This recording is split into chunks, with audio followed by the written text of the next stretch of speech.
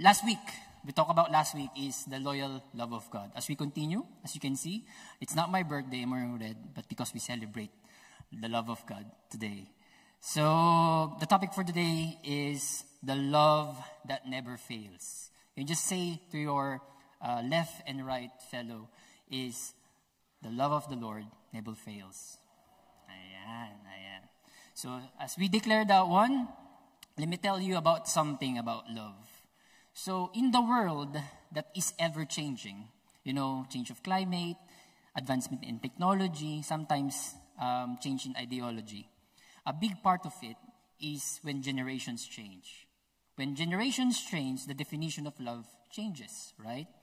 It's a high time for us to discuss what does truly the definition of love is. I want to know what love is. Ayan na naman. Ayan. So different generations have their own different definition of love. Gen X, so don't raise your hands.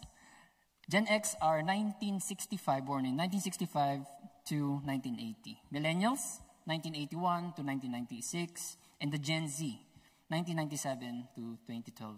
So we focus on these groups because not just because they're the one who's probably having on marrying age, already have wed, but these generations defined or is defining what love is. So that let us help them really define what is God's love.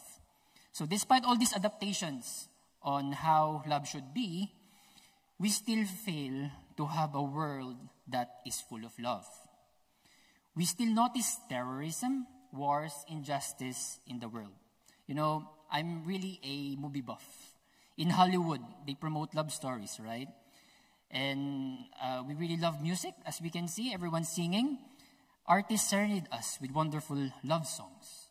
And those who are really bookworms, you read novels that are very inspiring. But we still miss out on what love truly is, isn't it? In a sense, the world have a perverted, corrupted, and diluted definition of love. We need to ask ourselves, whatever happened to the values of humanity? Whatever happened to the fairness and equality? Instead of spreading love, we're spreading animosity. Lack of understanding leading us away from unity. Break it down. So you see, Black Eyed Peas. You know the song of Black Eyed Peas, right? So the writer of this song, I think it's will.i.am, or some of the members of the Black Eyed Peas, they know who to ask. They say, Father, Father, Father, help us set up some guidance from up above. Because people got me questioning, where is the love? Amen? In that, we should draw the true meaning of love. Amen? And where? Of course, in the Bible, from the Word of God. Amen. Can we just pray?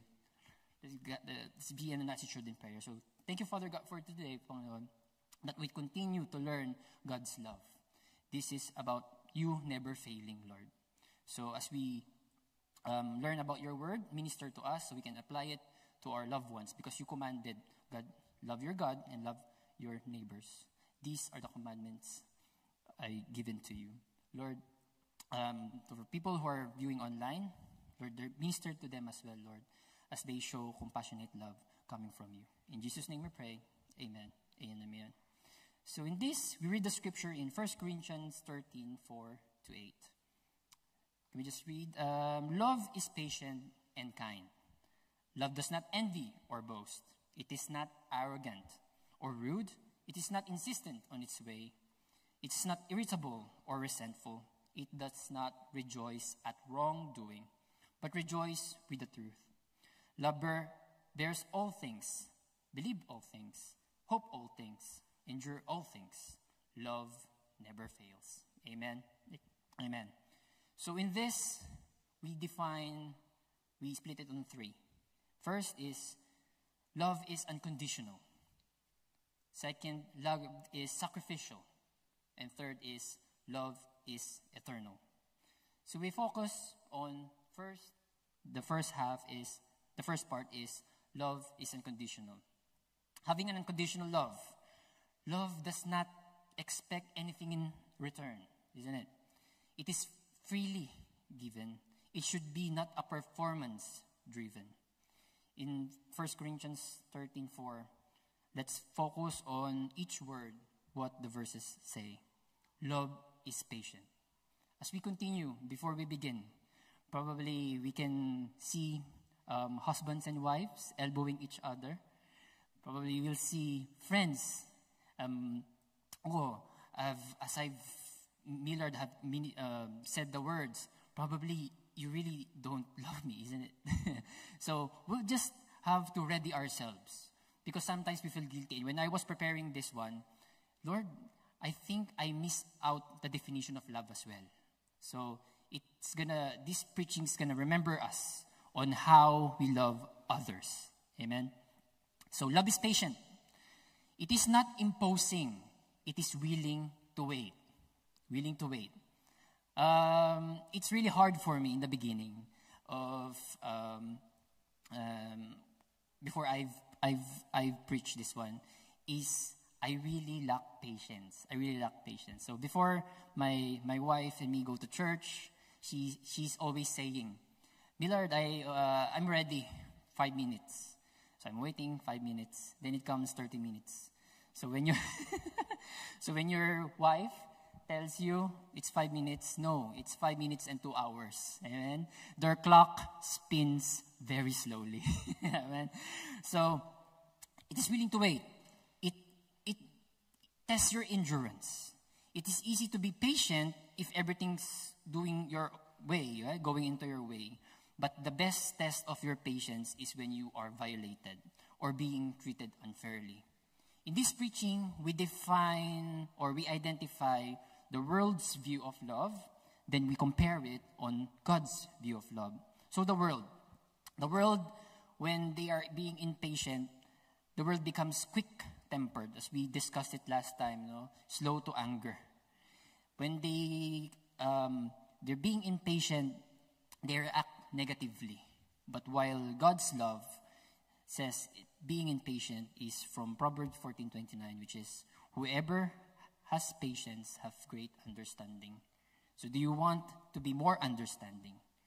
Do you want to have more patience? So follow God's command, which is love should be patient. As we continue to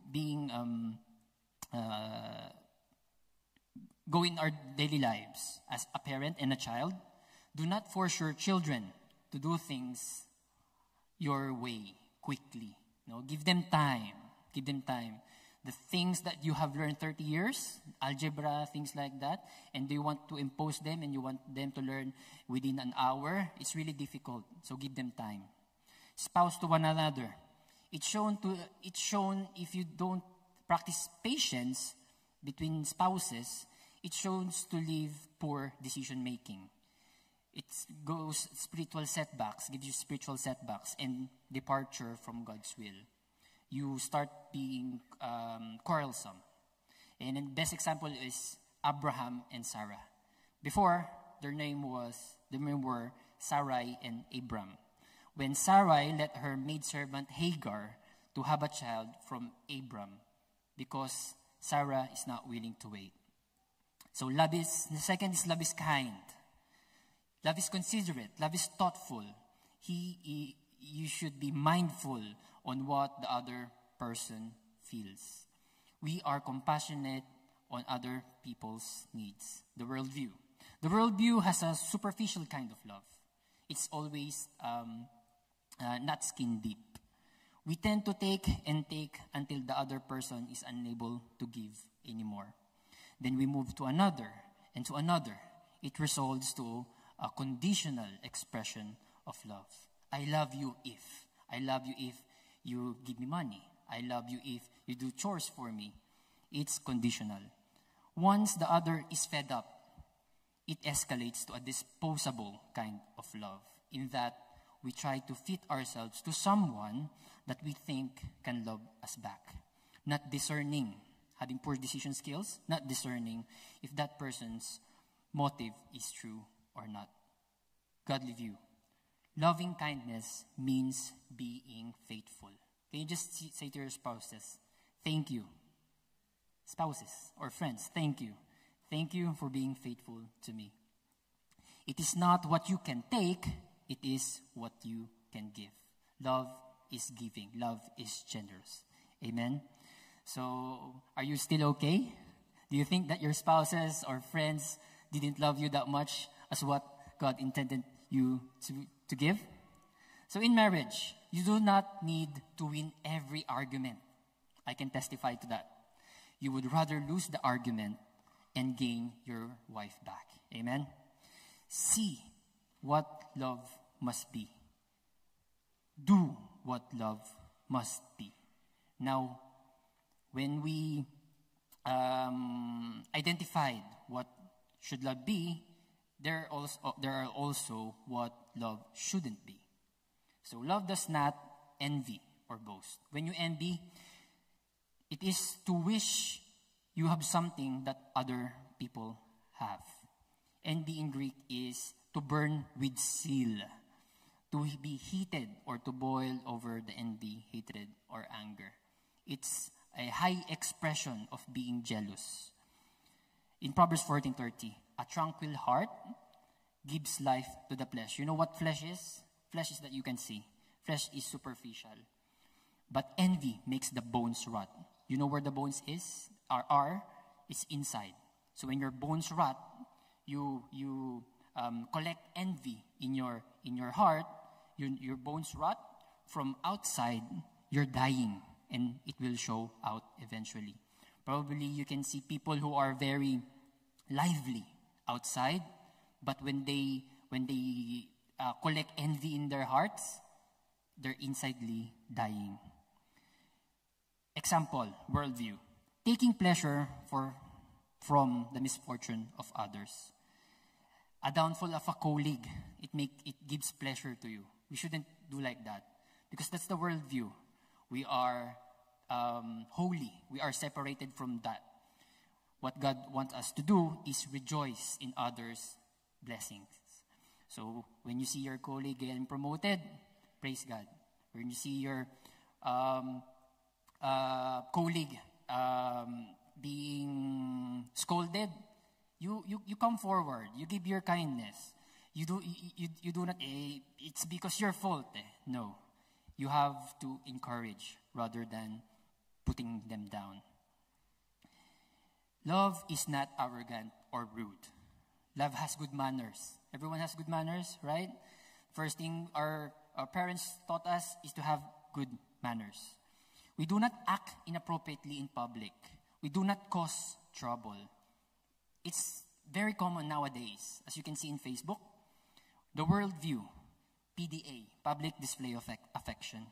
Acting out, making fun out of others. Rudeness is finding more and more acceptance in today's culture. Verbally abusive is less like a second language to most people, right? But what God wants you to have is love involves choosing appropriate actions and response that help other people. Amen? When choosing a life partner, choose someone that has good manners, such as respectful to their parents and elderly. If they do not respect their parents, which are their own flesh, how much more, you, which is not within their blood. They respect someone that is not their own, probably it's gonna happen to you. So when you choose a life partner, all the singles there, make sure they're very respectful and good manners. So this gives us a question. So does this make life boring? Can you ask that one? Does this make life boring? Then you ask the question again. Would have a godly type of love make a huge difference during the time when marriage are broken? During the time they are on this litigation, they want to split their wealth. One having patience, one having kindness, it could have changed things around, right?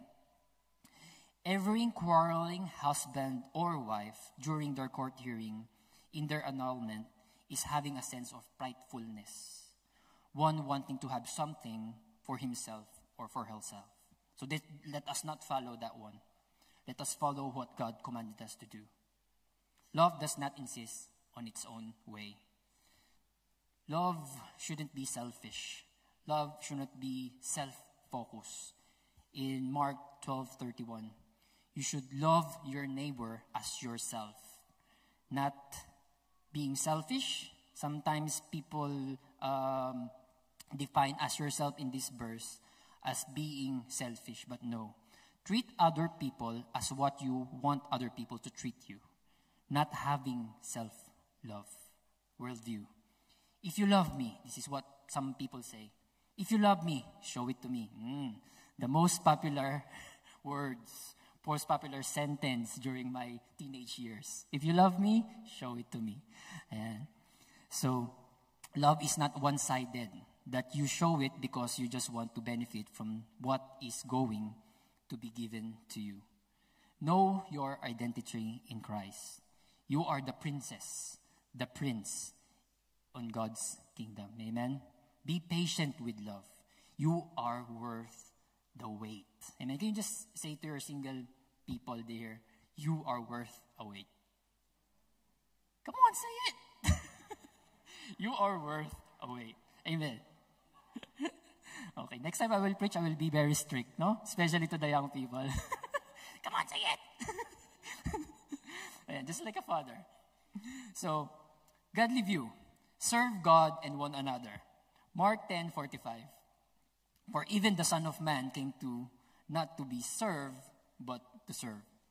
You cannot truly love and compromise your faith. Amen? Do not compromise your faith. That is why you have to love God first. You have to love God first, then you can love your neighbor. If you love God, you will reject what He calls sin. Amen? Love is not irritable or resentful. Love overlook offense. Love is forgiving. The best example is me again. Always. Love overlook offense. So when we quarrel with Mela and me,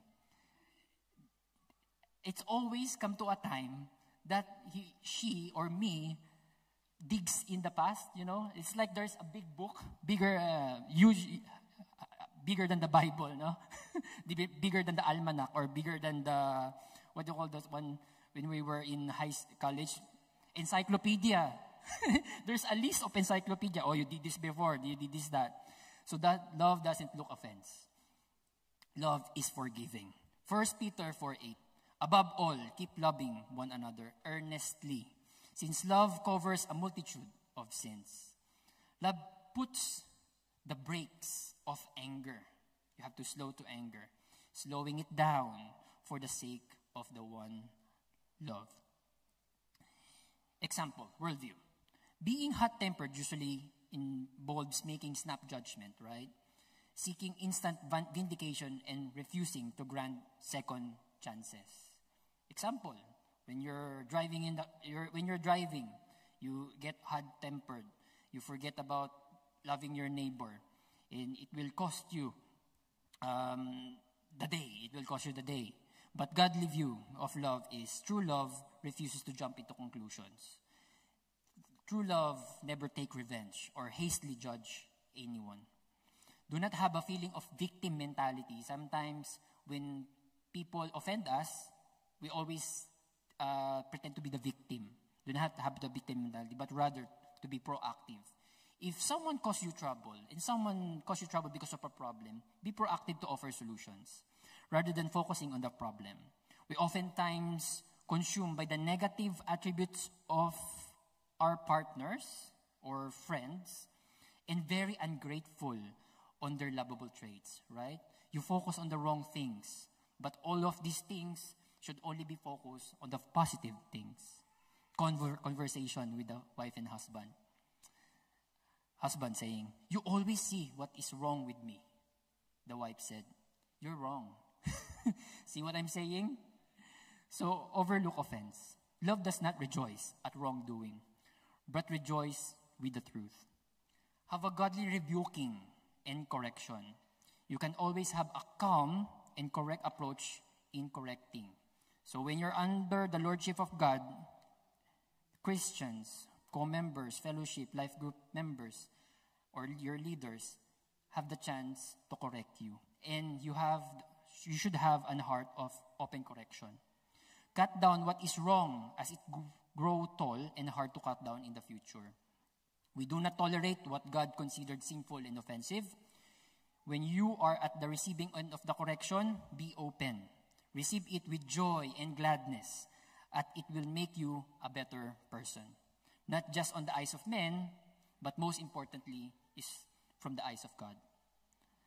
Godly love contradicts being proud, arrogant, and self-conceitedness. Do you know what is the enemy of God?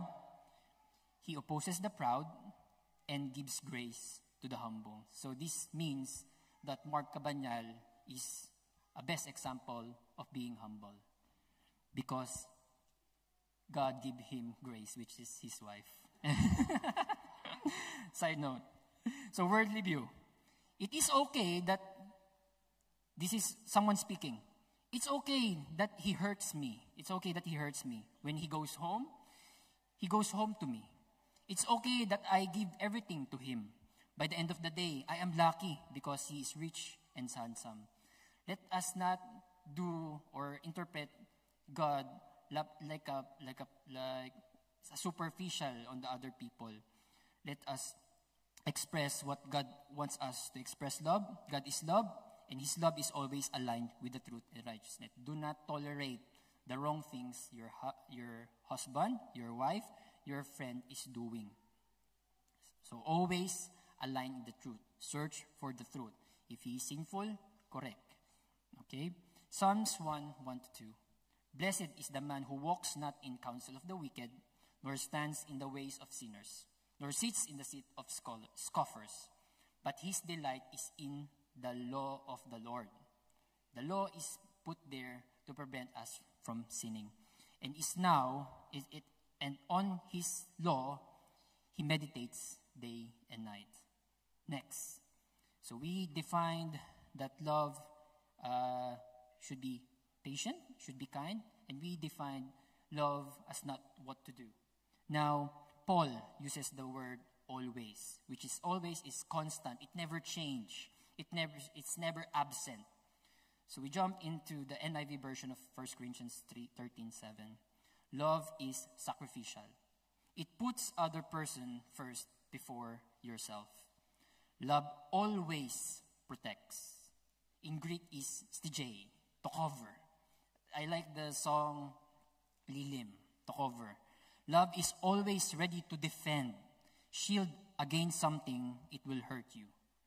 This doesn't mean that we accuse wrongdoing or seek to evade the natural consequences of sin. It means that we strengthen what is weak, shield what is vulnerable, and forgive what is provoking. Worldview. Superficial love exposes people faults and blemishes. Most common platform is through social media, isn't it? You can see hatred in social media. Then people choose sides. It creates division and conflict. A supposed public declaration of your love to your spouse becomes a public humiliation. In godly love, you have to show that love is your refuge and fortress from the weak. If your spouse is having a weak moment, or your friend is having a weak moment, do not humiliate her or him in public. You have to lift him or her up. Next, love always trusts. Greek word is pistou, to believe, to have faith, or to trust. Trust means it's not deceiving. Neither does it mean that love is naive, foolish, undiscerning.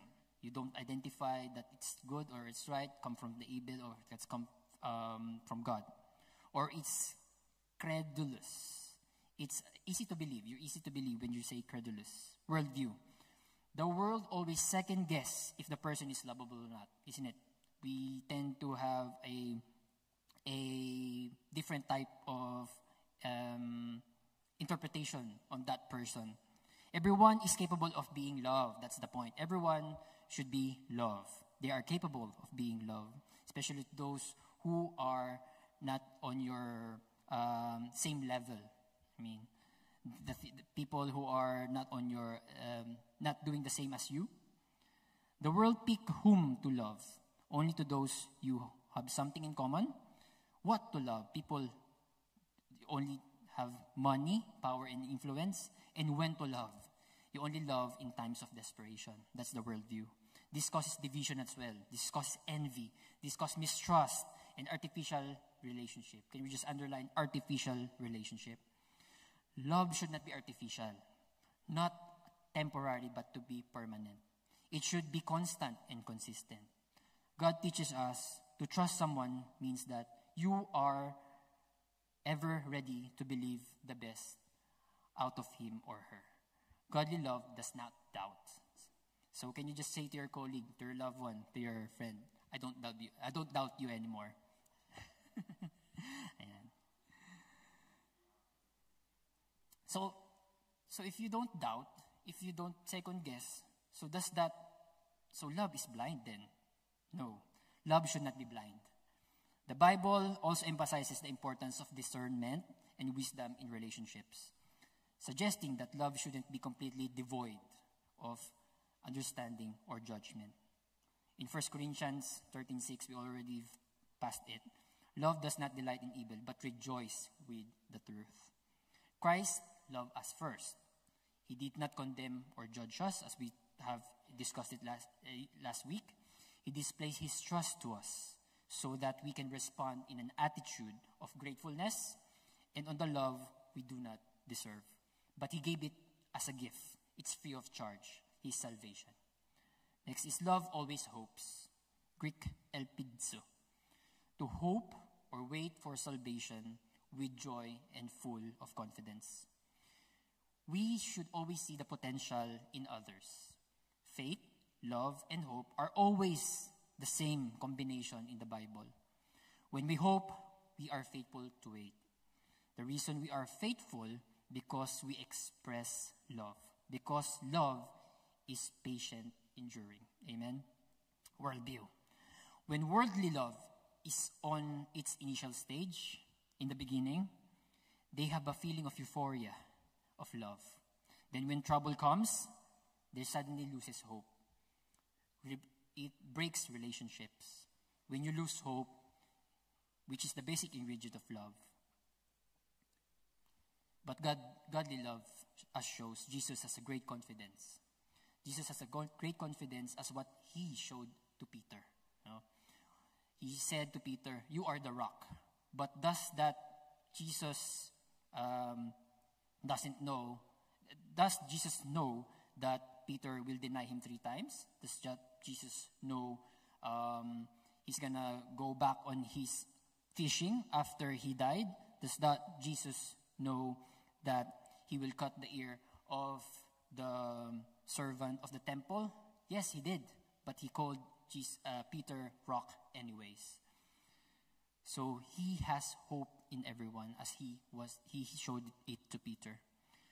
Truly enough, Peter became an effective leader during the pioneering stage of the early church. Next is love always perseveres. Greek, hopomene. It's remaining. It's enduring. Love doesn't give up. Can you say to your spouse, I won't give up on you? Ayan. I won't give up on you. I won't give up on you. Big thing. Words express love always. So have an expression. Sometimes, especially men, our love language is to express it through our acts. But women's love language is to express your love verbally, isn't it? So example of worldview of how they express perseverance. The world stayed in love when everything is comfortable only and going the right way, and leaves when met by struggles and hardships. So it's like, hello, love, then goodbye. But godly love shows a continuous through trying times and bad times. This is where you fulfill your wedding vows. For better or worse, for richer and poorer, in sickness and in health, to love and to cherish, for this day forward until death do us part. 1 Peter 2:20. But if when you do good and suffer for it, you endure. You have to have a feeling of endurance. This is a gracious thing in the sight of God. So if you have trouble in marriage, then you endure, God is pleased. Endurance that involves motivated by love of God and others. Endure for what is right. When you have given your best without compromising, the Lord delights in that. Lastly, love is eternal. 1 Corinthians 13:8a. Love never fails. Because God is love, love is eternal, it never ends. Paul ended the definition of love to the extent that it holds the dependable characteristic of God which He never fails. Left to ourselves, it is impossible to have such love because love is a fruit. We cannot manufacture fruit. You know only what fruit they manufactured? Human beings? Juicy fruit. Joke. Joke lang. Nakalusot na naman. A fruit is an excess of what is within us. Question, what is within us?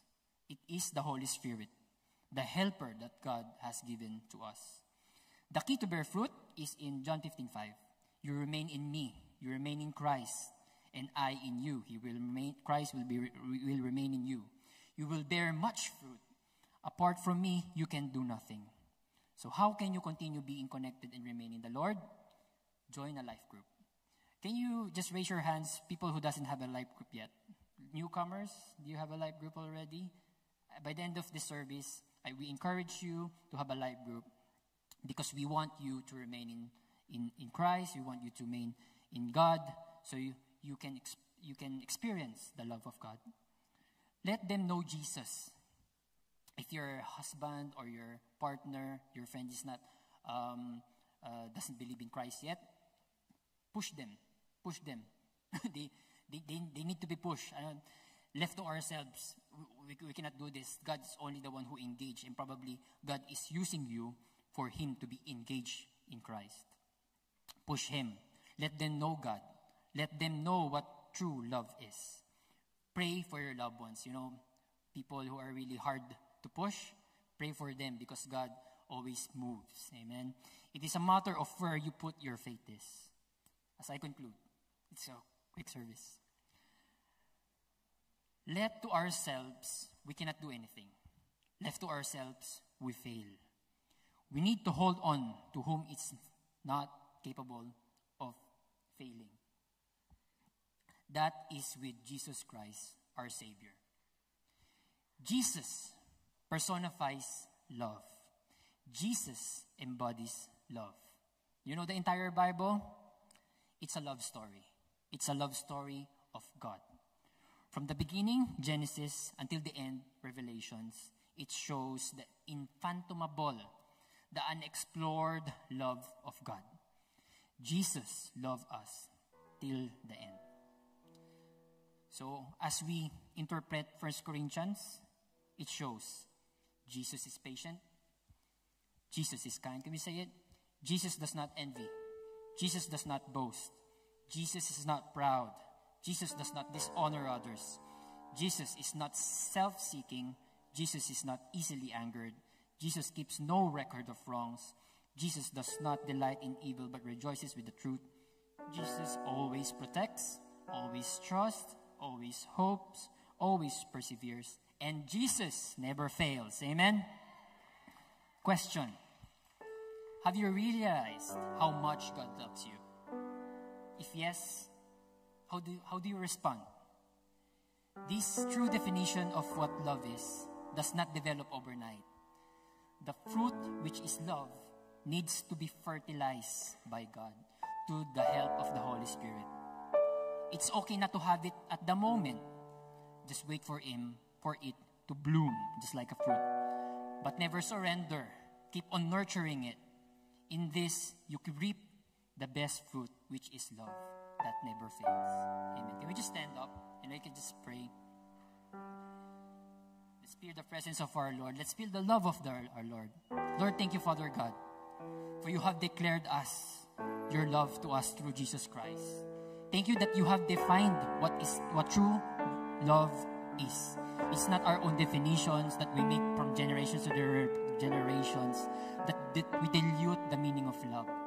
But this is the truth because you are the truth, Jesus. That love is patient, love is kind. And you never fail. So, where are we to hold on to? Obviously, where it never fails. It's from you. So, Jesus, help us. Overnight, we can't do these things. Let us be submerged in your presence. As be submerged in our life groups, in your word, hearing your words.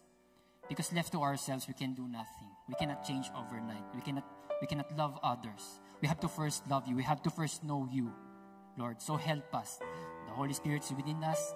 Help us. Let us be encouraged to continue loving others. As you have loved us, we will love you back. That's our response as Christians. So thank you, Father God, for giving us this revelation this day. As we get out of the church, here in the church, you can feel love. But it's going to be challenging when you get out of this building.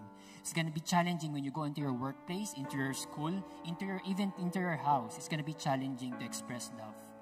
Because left to ourselves, we cannot do it alone. We have to learn, we have to redefine what love and it should be coming from you. Lord, so thank you, Father God. Thank you, Father God, for this day that you have given us this revelation. In Jesus' name we pray. And amen and amen. Can we just end this service with a wonderful praise and worship from our worship team? And when we sing it, let us rejoice. Because God already have given us. He already have sacrificed Himself. He already had, it's just not a drop of blood, but He spilled His blood. So what's our response, church? What's our response to God's love? It's just to praise and to worship Him. You cannot practice it now. What more if you're not, because that's the only thing that we do in heaven. It's to glorify our God in heaven. So as you raise your hearts, raise your hands, lift up yourself. Praise Him, praise Him, praise Him, praise Him.